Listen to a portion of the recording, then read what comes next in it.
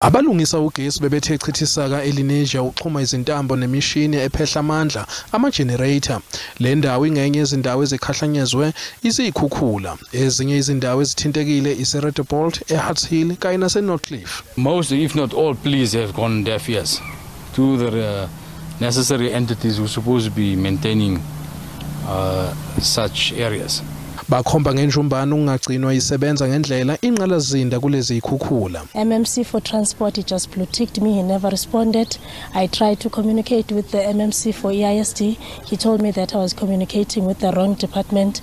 Until I get to complain to the relevant department, the problem will sit like this. So I'm also frustrated as a ward councillor, and this has been a very strenuous situation because each time it rains, I know these residents are flooding, and also in another way, it's also rendering me as a useless councillor because I'm failing to assist the community.